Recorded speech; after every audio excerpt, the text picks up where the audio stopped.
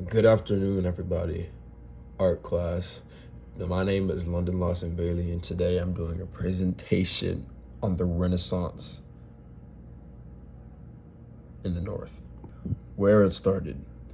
The resistance took place in the northern countries of the Western Europe, including Switzerland, Germany, northern France, and the Netherlands. The resistance did not happen suddenly. Northern artists, unlike their Italian counterparts, were not influenced by the ruins of Rome, nor did they share Italians' deep connection to the classical past. Instead, the Northern Renaissance developed gradually from the late Middle Ages as artists became more interested in depicting the intricate details of the visible world. The shift is evident in notable works like the illuminated prayer book Les Tres Riches Hueres, the image shown on the right, created in the early 15th century by the Limburg brothers of the Duke Berry, featuring depictions of daily activities reflecting both peasant life and nobility across the months of the year, specifically the winter season. Les Tres Riches Hueres. This is one of the paintings created during the Renaissance in the North, meaning the very rich hours. The painting depicts the chariot of the sun, which is shown making its progress through the months and signs of the zodiac. Right below the chariot depicts signs of lower class and poor wealth in the year's coldest months. The artist has intentionally left out the wall to the shed to show the inside, to depict the people surviving with a sense of community even in the harshest conditions. It is important to note that the wealth of detail is incredible, as the actual painting is a mere 9 inches tall, meaning that incredible precision and hard work had to be put into this to make it as detailed as it is. The Limburg brothers. These brothers, through their work on illuminated manuscripts such as Les Tres Riches Hueres, played a significant role in shaping the artistic landscape of the northern regions of Europe during the late Middle Ages and early Renaissance. While they didn't necessarily contribute to the Renaissance per se, their artistic style and innovations reflected the unique cultural system and environment of the North. Their manuscripts mark a high point in medieval tradition, dating back hundreds of years. Within a few decades, however, the printing press would be invented, and the practice of copying and illustrating books by hand would eventually die out. During this time, many other northern artists started to turn to painting on panel with the newly developed medium of oil paint, such as Robert Campin, who was an early master to the trend. Robert Campin. Robert Campin, also known as the Master of the Male, was a Flemish painter who was considered one of the most significant early Netherlandish painters, due to his contribution towards the development of the Northern Resistance style and the widespread popularity of oil paint on canvas. Campin's use of oil paints is evident in his striking words, where he achieved remarkable effects in rendering light, texture, and details. His mastery of the medium allowed him to create rich, luminous colors and suitable transitions, which greatly enhanced the naturalism and depths of his paintings. One of Campin's notable contributions to the advancement of oil painting was his experimentation with layering and glazing techniques. By applying thin layers of translucent paint glazes over opaque underpainting, he was able to achieve a sense of depth and luminosity that was unparalleled with the previous mediums, such as tempera. Merode altarpiece, also known as the Annunciation triptych. It's a famous Northern Renaissance artwork created by Robert Campin around 1426. This altarpiece is named after the Merode family, who owned it in the 19th century.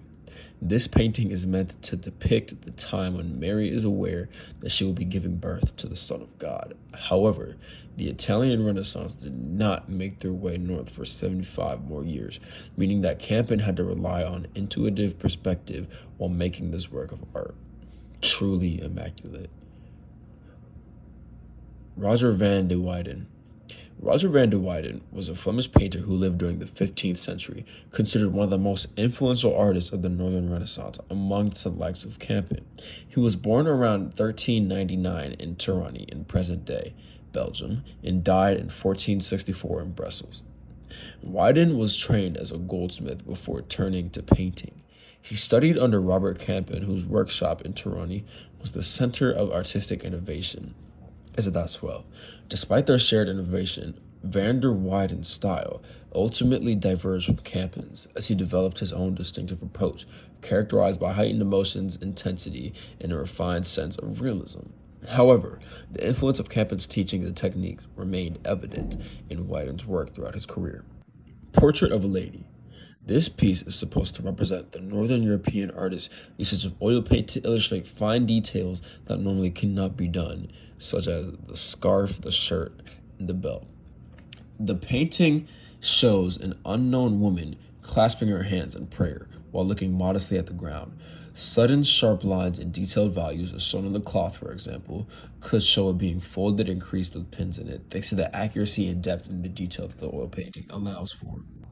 Northern artists like to make things look detailed because they're heritage. They have a history of creating miniature paintings, manuscript illuminations, stained glass windows, and tapestries.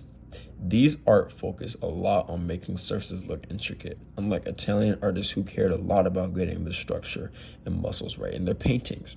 Northern artists were more interested in making things look exactly like how they appear on the outside of the body, like clothes and jewelry, etc. Albrecht Dürer. Dürer, born in 1471 and died in 1528, was a German painter, printmaker, and theorist of the Renaissance era. He is considered one of the greatest artists of Northern Europe and is particularly renowned for his meticulous attention to detail and his contributions to the field of printmaking and woodcut. Dürer was one of the artists who wanted to defy the norms of the Northern artists and Italian artists by merging both of their art styles together.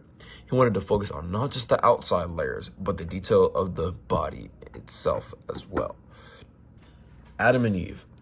Dürer wanted to visit Italy to get a deeper understanding of the ideologies and where their stance comes from. Towards the end of his life, he summarized the philosophy of art by writing and summarizing two important art pieces from his time in Italy. The one shown on the right is his engraving of Adam and Eve. In this, he depicts both Northern and Italian art styles. Northern styles by demonstrating the muscular physique of a human body, and Italian by going into detail with the background, such as the trees and the animals and the plants. Matthias Grunwald. Matthias Grunwald, born around 1740 and died in 1528, was a German Renaissance painter known for his emotionally charged religious work and his mastery of color and expression. He was active in the 16th century and painted the crucifixion of Jesus Christ as the center of his great masterpiece, shown on the right. Originally, this altarpiece resided in the chapel of a hospital devoted to the treatment of illness affecting the skin. The purpose of the painting was to show off Jesus Christ's fragile and beaten down body, hoping that the patients in the hospital who viewed this image would reside with Jesus and identify with his sufferings, thus increasing their faith. The artist here shows off their Italian-style painting skills on the left side of this, with the more classy and proportional Saint Sebastian standing beside a column. Religious paintings. There were protesters in the 16th century who went against the idea of having religious ideas being depicted. It gave a sense of sacred powers. People believed that the kingdom of God was a kingdom of hearing and not seeing. This led to Northern Renaissance artists start depicting more broad, natural things that weren't so political and conventional, such as landscapes and nature. The Harvesters. Peter Bruegel was one of the artists who decided to commit the drawing landscape and nature as a way to stay away from painting religious figures. The artwork on the right is painted by Bruegel in part of a series to show the seasons capturing real life during harvesting seasons. Hans Holbein. Holbein was an artist who matured in the climate of thought that Dürer had created. He was a German painter who recognized the need to grapple with the issues that Dürer had introduced about the divide between Northern and Italian artists. Holbein became a master at perspectives and studied the Italian paintings. Under this influence, his modeling softened and his compositions grew more monumental. He did not lose the great Northern gift for detail, as can be seen in one of his famous paintings, The Ambassadors. The Ambassadors. Holbein attempts to fuse his roots with the Northern art style with the detail of the Italian art style into this one painting. His skill as a portraitist earned himself the position of court painter to King Henry. This painting was a commission to Holman by the man on the left, Jean de Tivel, the French ambassador to England. The Arnolfini portrait. The Arnolfini portrait was created by the Northern Renaissance artist John van Eyck around 1434. This painting depicts Giovanni de Nicola Arnolfini, an Italian merchant, and his wife, Giovanni Sanami, standing in a decorated room. Arnolfini stands beside his wife, who appears to be pregnant, with one hand raised in a gesture that some interpret as an oath or making a marriage vow. An aspect of the painting is its attention to detail, which showcases Van Eyck's exceptional skill as a painter. The room is filled with objects that symbolize wealth and status, including a chandelier, an ornate carpet, and a convex mirror in the background. The mirror also reflects the figures and the artist himself in the painting, which shows very, very intricate detail.